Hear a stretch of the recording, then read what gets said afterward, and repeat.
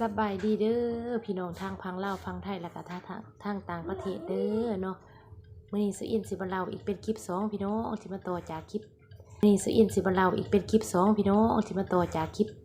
สุอินเล่านาทีเสียตายเกี่ยวอาการของสุอินเนาะก่อนสิฮู้ว่าเจ้าของเป็นนิ้วทุ่งบี้พี่น้องเนาะก็ต้องเล่าย้อนน้อยนึงเนาะจังหน่อยสิเป็นการลัดตอนเกินไปเนาะพี่น้องเนาะก็คือคืนมื้อนั้นมื้อนาทีเสียตายเลยพี่น้องสุอินหูเมื่อมากกลางคืนพี่น้องเอ้ยแบบสะดุดขึ้นมาทั้งง่ายเลยได้พี่น้อง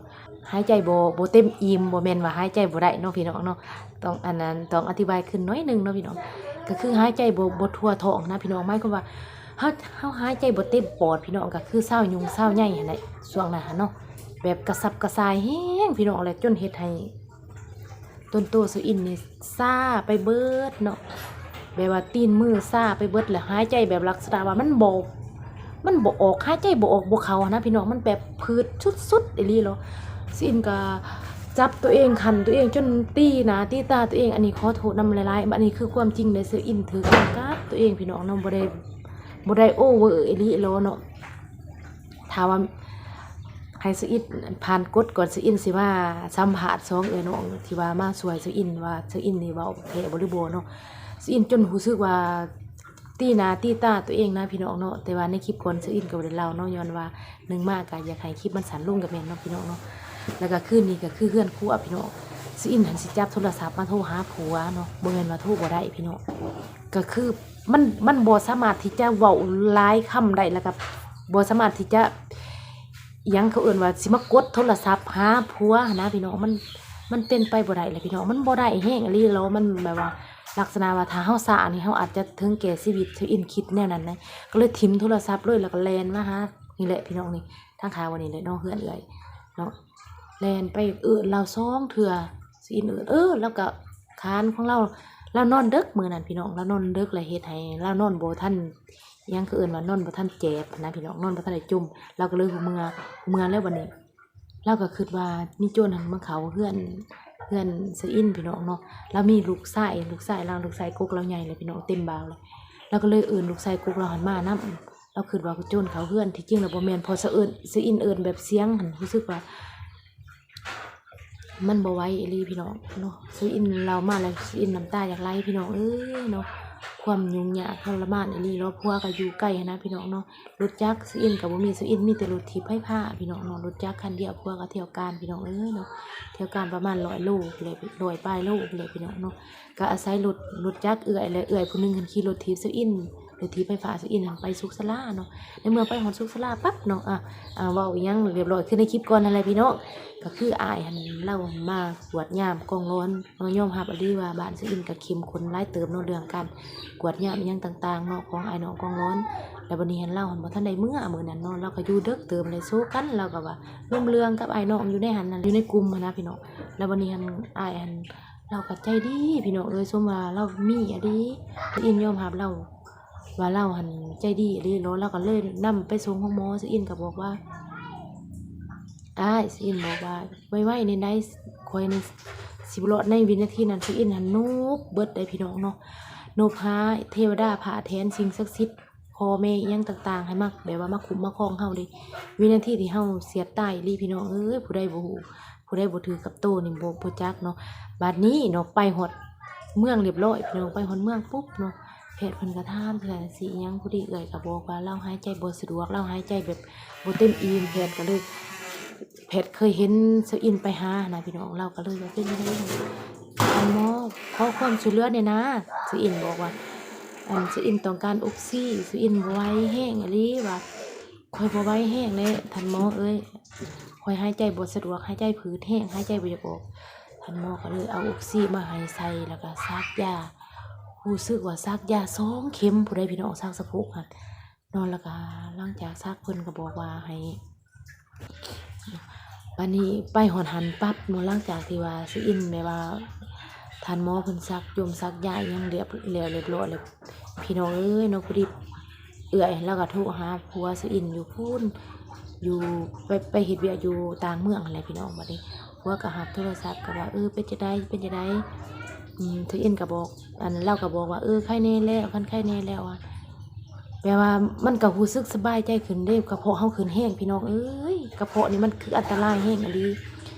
แล้ววันนี้แพทย์ก็เอ็กเบิ่งก็ว่าบ่มีหยังเนาะเพราะว่าสิอินก็ขอเอ็กขอกวดเบิ่งและท่านหมอสิอินว่าเป็นหยังยามใดก็มาก็มีแต่ว่านิ้วอันนั้นน่ะกระเพาะสิอินก็เลยว่าท่านหมอเพิ่นเอกเพิ่นก็ว่าบ่มีหยังเลยพี่น้องกวดกวดเลือดอีหยังก็ว่าบ่มีหยังนี่นะพี่น้องบ้านนี้หลายที่เลยในมื้อนั้นจบไปแล้วพัวสิอินก็บ่ได้มาจนมื้ออื่นเช้าเราจังมาเพราะว่าหยังหนึ่งมามันก็ใกล้แน่พี่น้องระยะทางหันยากแข็งทางละไปหันก็เลยรับบ่มาเพราะว่าสิอินก็อาการมันก็ดีขึ้นเนาะบ้านนี้สิอินกับพวกเอื้อยหันก็พากัน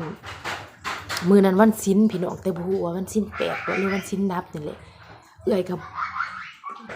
ในห้องนั้นมันมี4เตียง4บ่หรือ6เตียงนี่แหละพี่น้องเนาะสิอินบ่อันนั้นชื่อได้ว่านอนคนละเตียงเลยมื้อนะคะแล้วพากันนอนกับเอื้อยหันว่าพี่หลอกเบิดคืนมื้อนะคะอันนี้เนาะถ้าสิอินทานกดก่อนเนาะสิอินจะสิคอยไปสัมภาษณ์เล่าว่าอาการอยู่ในห้องหมอมื้อที่สิอินเข้าไปหันนะเนาะว่ามันเป็นแนวใดเนาะพวกเพิ่นนั่นพี่หลอกพวกเพิ่นว่านะอันนี้สิอินสิมาเข้าเรื่องอีกเนาะก็เลยหลายวันหลายเดือนน่ะบัดนี้ฮอดยามเกี่ยวข้าวพี่น้องเอ้ยเกี่ยวข้าวแล้วเกี่ยวข้าวก็บ่แล้วพี่น้องเกี่ยวข้าวบ่แล้วแล้วบัดนี้หันสิอินก็ไปกวดเนาะไปกวดอยู่คลินิกอยู่สารวัตรพี่น้องคลินิกนั้นก็ใหญ่เติบแล้วก็มาพบพี่น้องเอ้ยมาพบว่าตัวเองหนึ่งท่านหมอแล้วเอ็กลงพี่น้องก็บ่ฮู้ว่าอยู่ในเมืองนี่เซาอินก็เอ็กแต่ว่าเป็นหยังคือบ่เห็นพี่น้องแล้วเซาอินไปกวดอยู่แพงท่านหมอเพิ่นเอ็กลงปั๊บบ่ได้พอหานาทีพี่น้องเพิ่นถามว่าเพิ่นเจ็บนี่ฮู้แล้วเนาะว่าเจ้าของเป็นนิ้วท้องดีอ้าวป๊าโถพี่น้องเซาอินก็บ่เคยฮู้มาก่อนมีแต่ว่าเป็นโรคกระเพาะแต่ว่าไปวันนั้นเราก็มีเจาะเลือดกับเอ็กโกพี่น้องบ่แม่นเอ็กซเรย์ได้คลินิกเราเอ็กโกแล้วก็เว้าปั๊บหลังจากเจาะเลือดแล้วเราก็ไปพาไปเอ็กโกพี่น้องเราก็บอกว่าเอ้าคนเจ็บฮู้แล้วเนาะว่าเจ้าของเป็นนิ้วท้องดีอ้าวพี่น้องเซาอินก็มาอึเลยฟ้าท่านหมอน้องบ่ฮู้อีหลีว่าน้องเป็นนิ้วท้องดีไปเข้าห้องหมอมานี่หั่นบ่ว่า20กับ10ป้ายเทือบแหละตั้งแต่เริ่มเป็นมาแห้งๆนะพี่น้องเที่ยวเขาห้องหมอตลอดนะพี่น้องแต่บ่จักว่าเจ้าของเป็นนิ้วท้องดีจนไปฮู้อยู่คลินิกลาวเนาะเราก็ว่าเป็นนิ้วท้องดีบัดนี้ผลกวดออกมาแล้วเรียบร้อยยังแปลว่าตกใจแห้งพี่น้องมีหนึ่งนี่เป็นนิ้วท้องดีสิกระเพาะประสาทหัวใจแล้วก็ไขมันหัวใจนำพี่น้องเอ้ยสิอินเมื่อยเลยเราก็มาว่างยาให้เราก็บอกว่าให้งดอาหารตามที่เราว่างยามาให้เราก็มีแต่ว่าคันพอมียังกระน้องขึ้นมากวดได้มาผ่าตัดได้เลยเด้อเราว่าเอายานี่ไปกินก่อนล่ะสิอินก็เอายามากินพี่น้องมันก็เฮ็ดตามเราทุกขั้นตอนแบบความหมายว่าอดงดอาหารที่เราแนะนำประเภทของจัดมันเข้มหวานอีหยังต่างๆสมเผ็ดอีหยังต่างๆนี่ห้ามกินของมักของดองห้ามกินสิอินก็บ่ได้กินก็มาอาการก็ดีขึ้นจนเกือบว่าเข้าสู่ปกติพี่น้องนอนก็ค่อยๆเริ่มมานอนได้อีหยังต่างๆแล้วบัดนี้สิอินก็ส่วนนั้นก็บ่มีเงินแน่ก็บ่ทันได้ว่าพาเลยเนาะมีแต่เราบอกว่าถ้าว่าพร้อมแล้วจึงมาพาแล้วก็บอกว่าจังซี่เราสิอินก็มากินยาแล้วที่ว่าเราว่างให้เราว่ากินเบิดแล้วมาต่อยาเด้อแต่หันมาสิอินก็บ่ได้ต่อยาเลยพี่น้องแล้วทุกมื้อนี้อันเรื่องที่ว่าสิอินสิไปผ่าตัดหันอีกเนาะแล้วสิอินจะบ่เล่าเนาะถ้าว่ามีโอกาสสิอินจะมาเล่าให้ฟังทุกมื้อนี้สิอินกินพิษแล้วมันก็ขึ้นมาบ่ฮู้ว่ามันเป็นแนวหยังพี่น้องแต่ว่ากระเพาะนี่มันเป็นอยู่แล้วเพิ่นว่าเพราะว่ายังบี้เฮามันทำงานได้บ่เต็มที่ถ้าเฮากินของมักของดองของเค็มอีหยังต่างๆมันจะอีหยังเขาเอิ้นว่ามันกำจัดสิ่งเศษเลือดอีหยังต่างๆมันบ่ได้ลอยหั่นนะพี่น้องเลยเฮ็ดให้เฮาขับอังอีหยังต่างๆนะพี่น้องแล้ววันนี้อาการคู่มื้อนี้ถามว่ามัน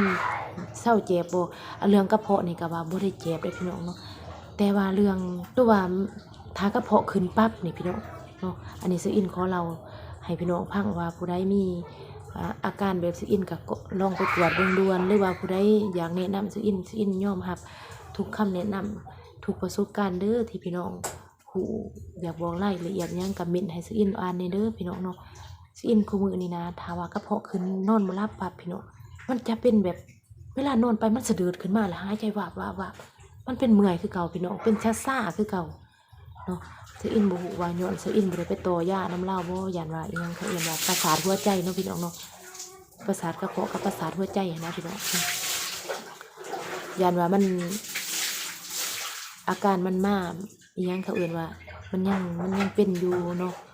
ถ้าว่ามีโอกาสเซอินกันยังสิได้ไปกวดอยู่พี่น้องเนาะก็คืออยากมาเล่าสำนี้เนาะพี่น้องเนาะถ้าว่าพี่น้องท่านใดที่ว่าเป็นคือเซอินเนาะก็บ่ให้สลาใจได้พี่น้องเนาะเพราะว่าหยัง